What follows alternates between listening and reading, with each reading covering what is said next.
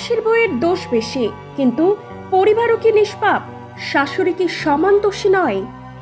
পলাশের মায়ের নির্লিপ্ত শৌখিন চেহারা, বউকে দোষী করা এবং স্বাভাবিকভাবে ভাত খাওয়ার সময় ইন্টারভিউ দেওয়ার কয়েকটি ছবি ভিডিও ভাইরাল হয়েছে সোশ্যাল মিডিয়ায়। এতে প্রশ্নবিদ্ধ হচ্ছেন পলাশের মা। পলাশের স্ত্রীর বিরুদ্ধেও নানা অভিযোগ উঠেছে।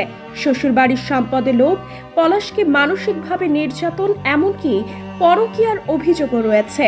স্থানীয় সমাজ ও সামাজিক যোগাযোগ মাধ্যমে এখন এই বিষয়ে উত্তাল আলোচনা চলছে, কিন্তু প্রশ্ন উঠছে, এই ঘটনায় শুধুই কি পলাশের স্ত্রীর দোষ, নাকি পরিবারেরও ছিল মৌন প্রশ্রয়, অবহেলা ও সহিংসতার বীজ? স্থানীয় সূত্রে জানা যায়, পলাশ ও তার স্ত্রী সুস্মিতা সাহার বিয়ে হয়েছিল 4 বছর আগে। প্রেম করে নয়, পরিবারের পছন্দেই এই বিয়ে। প্রথম দিকে সম্পর্ক স্বাভাবিক থাকলেও বছর খানেকের মধ্যে শুরু হয় নানা অভিযোগ অনুযোগ। পলাশের পরিবারের অভিযোগ করে সুস্মিতা সংসারের প্রতি উদাসীন এবং অর্থের প্রতি অতিমাত্রায় আসক্ত। তিনি পলাশকে তার মায়ের থেকে আলাদা করে ফেলতে চেয়েছিলেন। পরিবারের অভিযোগ, লোভী ও পরকীয়ায় জড়িত।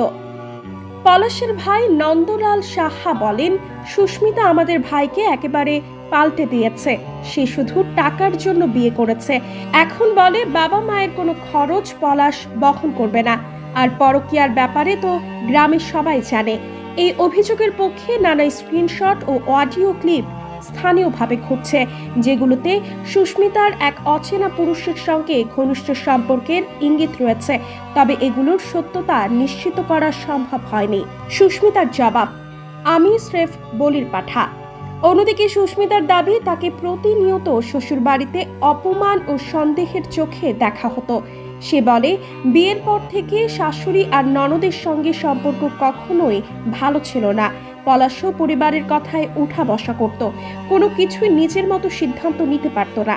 আমাকে অন্যায়ভাবে সন্দেহ করত, প্রমাণ ছাড়া পরকীয়ার অভিযোগ আনত। এই ঘর আমার জন্য ছিল না। সুস্মিতা আরও অভিযোগ করে বলেন, তার উপর একাধিকবার মানসিক নির্যাতন ও গৃহবন্দী করে রাখার মতো আচরণ করা হয়েছে। সে এখন আইনগত সহায়তা নেওয়ার প্রস্তুতি নিচ্ছে। পারিবারিক নির্যাতন, নীরব সহিংসতা। স্থানীয় সমাজকর্মীরা বলছেন, অনেক সময় পরিবারে নারীর প্রতি সহিংসতা ঘটে চুপি চুপি, যা বাইরে থেকে ধরা পড়ে না। শরীয়তপুরের নারী অধিকার কর্মী সালমা বেগম বলেন, আমরা অনেক সময় দেখি মেয়েটিকে ঘরে বাইরে এমনভাবে কোণঠাসা করা হয় যে সে ভুল সিদ্ধান্ত নিতে বাধ্য হয়। হয়তো সুস্মিতা ভুল করেছে, কিন্তু এই ভুল তৈরির পেছনে পরিবেশ কতটা দায়ী সেটাও দেখা দরকার। সামাজিক প্রতিক্রিয়া, এক পেশে দোষারোপ। সামাজিক যোগাযোগ মাধ্যমে সুস্মিতা খারাপ এই বার্তা ব্যাপকভাবে ছড়িয়ে পড়েছে, কিন্তু অনেকেই বলছেন কেবল স্ত্রীর দোষ দিলেই সমাধান হয় না।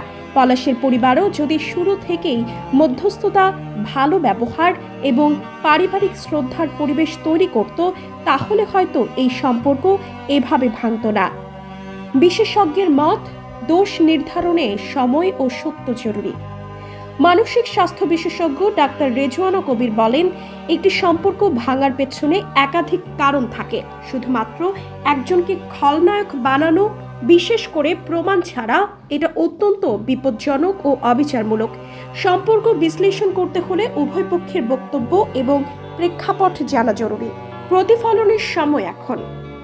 পলাশের স্ত্রী হয়তো ভুল করেছেন, হয়তো তার আচরণ সত্যি সমাজ ও পরিবারের স্বাভাবিক নিয়ম ভেঙে দিয়েছে, কিন্তু প্রশ্ন রয়ে যায়, সে কি এই পরিস্থিতির একমাত্র কারণ, নাকি পরিবারও নিজেদের অসহিষ্ণুতা, আধিপত্য ও পক্ষপাতমূলক আচরণের মাধ্যমে এই সম্পর্কটিকে ধ্বংসের পথে ঠেলে দিয়েছে? এই প্রশ্নের উত্তর সময় দেবে, তদন্ত দেবে, কিন্তু সমাজের এখন দরকার আরো সংবেদনশীল, নিরপেক্ষ ও মানবিক দৃষ্টিভঙ্গি।